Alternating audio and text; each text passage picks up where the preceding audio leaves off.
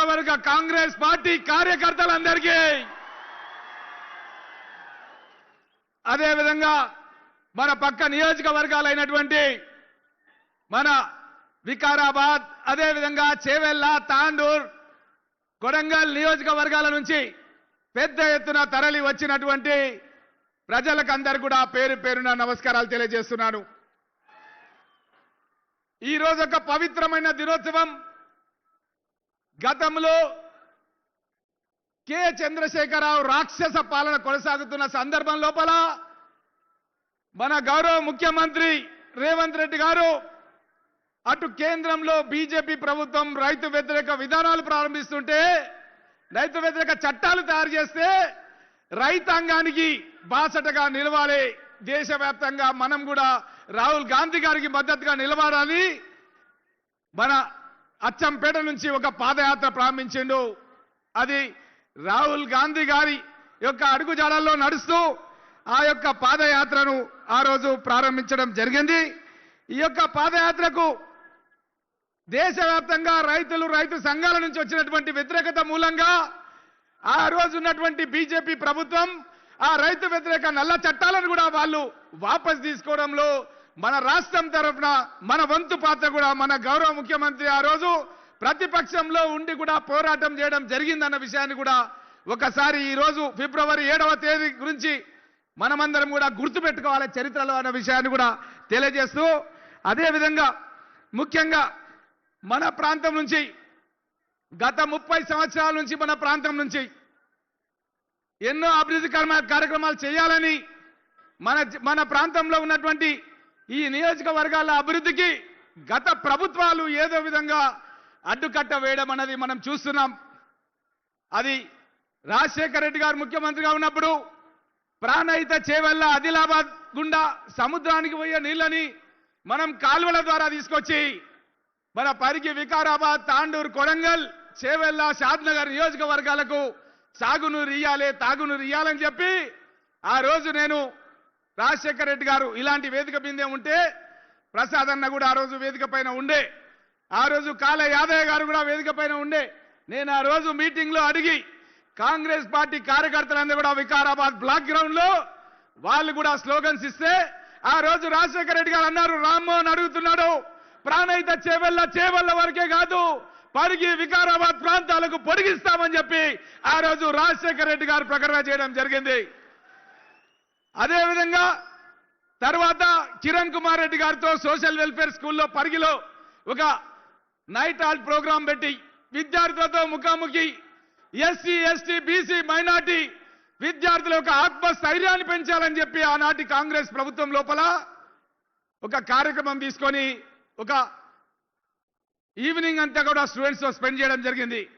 ఆ రోజు పాలమూరు రంగారెడ్డికి సంబంధించింది కూడా పనులు మన ప్రాంతంలో జరుగుతాయని చెప్పి కూడా అప్పటి ముఖ్యమంత్రి కిరణ్ కుమార్ రెడ్డి గారు కూడా జీవో ఇచ్చి ఆదేశాలు ఇవ్వడం జరిగింది. నేను ఒక ఉస్మానియా యూనివర్సిటీ నుంచి డాక్టరేట్ తీసుకొని ఎంబీఏ చదివినటువంటి వ్యక్తిని. నాకు ఎంబీఏలో మన ఇన్ఛార్జ్ మినిస్టర్ శ్రీధర్ బాబు వాళ్ళ అన్న శ్రీనాథ్ నా క్లాస్మేట్. మేమంతా కూడా ఎప్పుడు అప్పటి నుంచి చిన్నప్పటి నుంచి కూడా శ్రీధర్ బాబు గారు నాకు పరిచయం. అయితే ఒక పిహెచ్డి రీసెర్చ్ స్కాలర్గా నా పరిగి నియోజకవర్గాన్ని అన్ని రంగాల్లో కూడా అభివృద్ధి చేయాలి, విద్య ఉపాధి వైద్య వ్యవసాయ పారిశ్రామిక రంగాల్లో కూడా అభివృద్ధి చేయాలని నా యొక్క కోరిక. గత 18-20 ఏళ్ల నుంచి ఆ తపనతో నేను ఎన్నో కార్యక్రమాలు తీసుకున్నాను. ఒక రైతు బిడ్డగా మా నాన్న హైదరాబాద్ జిల్లా సహకార కేంద్ర బ్యాంకులో రామకృష్ణారెడ్డి గారు డైరెక్టర్గా పనిచేయడం జరిగింది. కమతం రామరెడ్డి గారు కమతం జగన్మోహన్ రెడ్డి గారు నా సమీప బంధువులు, వాళ్ళ పిల్లలు కూడా ఇక్కడే ఉన్నారు. వారి వారసత్వాన్ని తీసుకొని మన నియోజకవర్గాన్ని అన్ని రంగాల్లో కూడా అభివృద్ధి చేయాలనే తపనతో నేను పనిచేస్తున్నటువంటి వ్యక్తిని. కానీ గత ప్రభుత్వం ముఖ్యంగా బీఆర్ఎస్ ప్రభుత్వం చేసింది ఏంటంటే ప్రాణహిత చేవెళ్లను ట్రాన్స్ట్రా ఇండియా కంపెనీకి ఆల్రెడీ టెండర్లు పిలిచినటువంటి పనులను రద్దు చేసింది. అప్పుడు యాదయ్య గారు నేను చందిప్ప దగ్గరికి పోయి చూసి వచ్చినాం. అండర్ గ్రౌండ్ టన్నల్ లోపల కిలోమీటర్ల కొద్ది పనులు జరిగితే ఆ పనులన్నీ కూడా రద్దు చేసింది. కొండపోచమ్మ అనే రిజర్వాయర్ అసలు లేనే లేదు, కొత్త రిజర్వాయర్ నిర్మాణం చేసుకున్నారు వాళ్ళు. మన ప్రాంతానికి మన నోటి దగ్గర వచ్చినటువంటి అన్నాన్ని కొట్టిపడేసింది ఎవరంటే కె చంద్రశేఖరరావు, హరీష్ రావు, కేటీఆర్లు. మన ప్రాంతానికి రావాల్సిన నిధులను వాళ్ళ ప్రాంతానికి తీసుకుపోయినరు. అలాంటిది మన నాయకుడు మన గౌరవ ముఖ్యమంత్రి రేవంత్ రెడ్డి గారు మళ్ళీ తాను ముఖ్యమంత్రి అయిన తర్వాత ఈ సాగునీటి ప్రాజెక్టుల లోపల జరిగినటువంటి అవినీతిని ఒక కమిషన్ వేసి తుమ్మడి అట్టి దగ్గర గతంలో కాంగ్రెస్ ప్రభుత్వంలో ఏ విధంగా అయితే మనం ప్రారంభించాలనుకున్నామో ఆ విధంగా మనం గ్రావిటీ ద్వారా సాగునీటి ప్రాజెక్టులు కట్టాలని తద్వారా తెలంగాణ రాష్ట్రాన్ని సస్యశ్యామలం చేయాలని కంకణం కట్టుకొని మన గౌరవ ముఖ్యమంత్రి గారు పనిచేయడం జరుగుతుంది. నా యొక్క కళ గోదావరి జలాలు ప్రాణహిత చేవెల ద్వారా కృష్ణా జలాలు కూడా వచ్చి కొందుర్గు పరిగి లక్ష్మీదేవపల్లి నా మిత్రుడు షాద్నగర్ శాసనసభ్యుడు శంకర్ మేము చాలాసార్లు చాలా వేదికలపైన మాట్లాడినాం. గౌరవ ముఖ్యమంత్రి గారు కూడా అక్కడ ఏదైతే ప్రాజెక్టు నిర్మాణం చేయాలనో అక్కడ ముఖ్యమంత్రి గారు కూడా అప్పుడు పిసిసి అధ్యక్షుడి హోదాలో రావడం జరిగింది. అదేవిధంగా ఉప ముఖ్యమంత్రి గారు కూడా బట్టి విక్రమార్క గారు కూడా రావడం జరిగింది. ఉత్తమ్ కుమార్ రెడ్డి గారు కూడా రావడం జరిగింది. మన యొక్క గవర్నర్ ప్రసంగంలో రాయడం జరిగింది. తప్పకుండా కొందుర్గు పరిగి లక్ష్మీదేవిపల్లి ప్రాజెక్టు కడతామని చెప్పి మన గౌరవ ముఖ్యమంత్రి గారి ఆదేశాలతో గవర్నర్ ప్రసంగంలో చెప్పడం జరిగిందన్న విషయాన్ని కూడా రైతాంగానికి అందరూ కూడా తెలియజేస్తూ తప్పకుండా మన ప్రాంతానికి ఈ సాగునీటి ప్రాజెక్టులు గోదావరి కృష్ణా సంగమం ఈ యొక్క కొందుర్గు పరిగి గడ్డ మీద కడితే తెలంగాణ రాష్ట్ర వ్యాప్తంగా మనం రైతులందరికీ కూడా తాగునీరు సాగునీరు ఇచ్చే అవకాశం వస్తుంది. కాబట్టి ఈ ప్రాజెక్టును శాంక్షన్ చేయడానికి ఆల్రెడీ సాంకేతికంగా ఒప్పుకున్నారు. భూసేకరణ చేసి భవిష్యత్తు లోపల టెండర్లు పిలవాలని ముఖ్యమంత్రి గారికి నా యొక్క సూచన అన్న విషయాన్ని తెలియజేస్తూ అదేవిధంగా మన ప్రాంతానికి ఒక రైల్వే లైన్ రావాలని రైల్వే మినిస్టర్ మునియప్ప గారిని పరిగికి తీసుకొచ్చి ఒక మీటింగ్ పెట్టి 50% నిధులు తీసుకోవడం జరిగింది. ఆ యొక్క 50% నిధుల తర్వాత ఇంకా 50% కిరణ్ కుమార్ రెడ్డి గారు శాంక్షన్ చేయడం జరిగింది. ఆ రైల్వే లైన్ ని గతంలో ఉన్న ముఖ్యమంత్రి కేసీఆర్ తొక్కిపెట్టి దాన్ని సిద్దిపేటకు తరలించకపోయి సిద్దిపేట రైల్వే స్టేషన్ 23 సంవత్సరం లోపల వాళ్ళు ప్రారంభించుకున్నారు. ఈ విధంగా మన ప్రాంతానికి తీరని ద్రోహం చేస్తే మన గౌరవ ముఖ్యమంత్రి రేవంత్ రెడ్డి గారు కేంద్ర ప్రభుత్వంతో మాట్లాడి రైల్వే మినిస్టర్తో మాట్లాడి ప్రధానమంత్రి నరేంద్ర మోడీతో మాట్లాడి మేము భూసేకరణ డబ్బులు మేము చెల్లిస్తామని 450 కోట్ల రూపాయలు రాష్ట్ర ప్రభుత్వ క్యాబినెట్లో ఆమోదం చెప్పి కేంద్ర ప్రభుత్వానికి పంపిస్తే మొన్న రైల్వే బడ్జెట్ లోపల వాళ్ళు మనకు తీరని అన్యాయం చేయడం జరిగింది. కేంద్ర ప్రభుత్వం మన విషయాన్ని బీజేపీ ప్రభుత్వం అన్న విషయాన్ని కూడా మీ దృష్టికి తెలియజేస్తూ తప్పకుండా బీజేపీ ప్రభుత్వం పైన పోరాటం చేసి మన యొక్క వికారాబాదు పరిగి కొడంగల్ నారాయణపేట్ మక్తల్ ఈ 5 నియోజకవర్గాలకు తప్పకుండా రైల్వే లైన్ తీసుకోవడానికి మన ముఖ్యమంత్రి గారు అహర్నిశలు పనిచేస్తున్నారన్న విషయాన్ని కూడా తెలియజేస్తూ అదేవిధంగా సాగునీటి విషయంలో కూడా ఇది పరిగిది ఒకటే కాదు పరిగి వికారాబాద్ తాండూరు కొడంగల్ మన అదేవిధంగా షాద్నగర్ చేవెళ్ల నియోజకవర్గాలకు కూడా సాగునీరు ఇచ్చే ప్రాజెక్టు మన ప్రాంతంలో ప్రతి నియోజకవర్గంలో 300 నుంచి 500 చెరువులు ఉన్నాయి. ఈ చెరువులలో మనం నీళ్లు నింపేస్తే మన యాసంగి పంటకు నీళ్లు వస్తాయన్న విషయాన్ని కూడా తెలియజేస్తూ అదేవిధంగా అప్పా జంక్షన్ నుంచి మన్నెగూడ వరకు 4 లైన్ల రహదారి దానికి సంబంధించినటువంటి గ్రీన్ ట్రిబ్యునల్లో కేసు ఉంటే గతంలో పాలించినటువంటి మంత్రులు కానీ గతంలో పాలించిన ఎమ్మెల్యేలు కానీ ఎవరు కానీ దాన్ని పట్టించుకోకుంటే ఒకసారి నేను గౌరవ ముఖ్యమంత్రి గారు హెలికాప్టర్లో కొడంగల్కి పోతున్నప్పుడు మాటల మధ్యలో చర్చ వచ్చింది రోడ్డు గురించి. నేను ఈ విషయం గురించి మాట్లాడినప్పుడు నువ్వు వాళ్ళని తీసుకురా ఎవరైతే గ్రీన్ ట్రిబ్యునల్లో కేసు వేసిర్రో వాళ్ళని తీసుకురా మనం మాట్లాడి ఆ పరిష్కారం చేద్దామని చెప్పి గౌరవ ముఖ్యమంత్రి గారు చెప్పడం జరిగింది. తను చెప్పిన మాట ప్రకారం ఆ యొక్క గ్రీన్ ట్రిబ్యునల్లో వేసినటువంటి పర్యావరణ వేసిన కేసుని విత్డ్రా చేయించడం జరిగింది. ముఖ్యమంత్రి గారే వాళ్ళకి శాలువా కప్పి సన్మానం చేయడం జరిగింది. నేను అడుగుతున్న ఈ బీఆర్ఎస్ నాయకులను బీజేపీ నాయకులను మీరు గత 15-20 ఏళ్ల నుంచి ఏం చేసిర్రు ఈ యొక్క రోడ్డు గురించి ఏం చేసిర్రు 300 మంది రైతులు ఆత్మహత్యలు రైతులకు యాక్సిడెంట్స్ అయిపోయి చనిపోతే వాళ్ళ పిల్లలు కూడా దిక్కు దివనం లేక కొంతమంది ఆత్మహత్యలు చేసుకునే పరిస్థితి దాపరిచ్చింది. మా ముఖ్యమంత్రి గారు ప్రజల్లో ఉండే ముఖ్యమంత్రి ప్రజల గురించి ఆలోచించే ముఖ్యమంత్రి కాబట్టే ఈ యొక్క సమస్యలపైన దృష్టి పెట్టి పరిష్కారం చేయడం జరిగిందన్న విషయాన్ని కూడా తెలియజేస్తూ ఈ రైల్వే లైన్ కూడా తప్పకుండా భవిష్యత్తు లోపల సాధిస్తాం. అదేవిధంగా మన్నెగూడ నుంచి రావులపల్లి కూడా కేంద్ర ప్రభుత్వంతో మాట్లాడి నేషనల్ హైవే అథారిటీతో మాట్లాడి ఒక మంచి డిపిఆర్ కూడా శాంక్షన్ చేయించడం జరిగింది. తొందరలోనే టెండర్లు పిలిచి మన్నెగూడ నుంచి మన కొడంగల్ బార్డర్లో ఉన్నటువంటి రావులపల్లి కూడా మనకు 4 లైన్ల రహదారి పూర్తవుతుంది.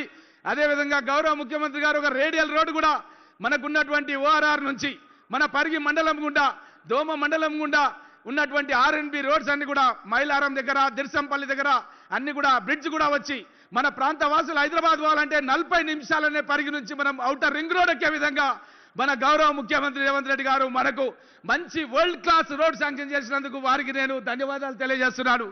ఇదే కాకుండా మన పరిగి నుంచి వికారాబాద్ పోవాలంటే 4 లైన్ల రహదారి శాంక్షన్ చేశారు ముఖ్యమంత్రి గారు. పరిగి నుంచి వికారాబాద్కు 4 లైన్ల రహదారి శరవేగంగా ఈరోజు పనులు జరుగుతున్నాయి. ఎక్కడ చూసినా సరే బ్రిడ్జిలు కడుతున్నారు, ఎక్కడ చూసినా సరే జేసీబీలు టిప్పర్లు మీరు చూస్తున్నారు పరిగి నుంచి వికారాబాద్కు. అదేవిధంగా పరిగి నుంచి షాద్నగర్ కూడా దానికి 4 లైన్ల రహదారి శాంక్షన్ చేయడం జరిగింది. ఎక్కడ చూసినా పనులు జరుగుతున్నాయి. ఇదే కాకుండా మన లాల్పాడ్ నుంచి అంగడ్ చిట్టంపల్లి వరకు కూడా సింగిల్ రోడ్ ఉంటే డబల్ రోడ్ శాంక్షన్ చేపించి గౌరవ ముఖ్యమంత్రి గారు పని చేపిస్తున్నారు. గడ్సింగాపూర్ నుంచి రంగారెడ్డిపల్లి వరకు సింగిల్ రోడ్ ఉంటే దాని డబల్ రోడ్ చేపించి దాని పనులు కూడా చేపిస్తున్నారు.